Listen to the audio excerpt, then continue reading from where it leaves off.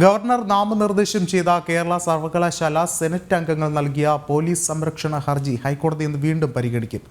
ഹർജിയിൽ കോടതി സർക്കാരിന്റെ നിലപാട് തേടിയിരുന്നു. വെള്ളിയാഴ്ച സർവകലാശാല സെനറ്റ് യോഗം ചേരാനിരിക്കെയാണ് അംഗങ്ങൾ കോടതിയെ സമീപിച്ചത്. ഗവർണർ നാമനിർദ്ദേശം ചെയ്ത കേരള സർവകലാശാലയിലെ 7 സെനറ്റ് അംഗങ്ങൾ പോലീസ് സംരക്ഷണം ആവശ്യപ്പെട്ട് നൽകിയ ഹർജിയാണ് ഹൈക്കോടതിയുടെ പരിഗണനയിൽ ഉള്ളത്. ഹർജിയിൽ സർക്കാർ ഇന്ന് നിലപാട് വ്യക്തമാക്കും. സെനറ്റ് യോഗത്തിൽ പങ്കെടുക്കുന്നതിൽ SFI, DYFI, CPM എന്നിവിടങ്ങളിൽ നിന്ന് ഭീഷണി നേരിടുന്നു.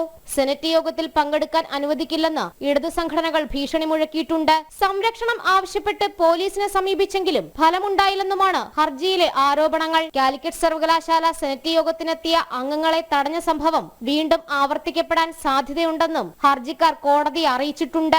ഈ സാഹചര്യത്തിൽ സംരക്ഷണം ഉറപ്പാക്കാൻ പോലീസിന് നിർദ്ദേശം നൽകണമെന്നാണ് ആവശ്യം. വെള്ളിയാഴ്ച കേരള സർവകലാശാല സെനറ്റ് യോഗം ചേരാനിരിക്കെയാണ് അംഗങ്ങൾ കോടതിയെ സമീപിച്ചത്. VC നിയമന സെർച്ച് കമ്മിറ്റിയിലേക്ക് സർവകലാശാല പ്രതിനിധിയെ നിശ്ചയിക്കുന്നതുമായി ബന്ധപ്പെട്ടാണ് സെനറ്റ് യോഗം ചേരുക.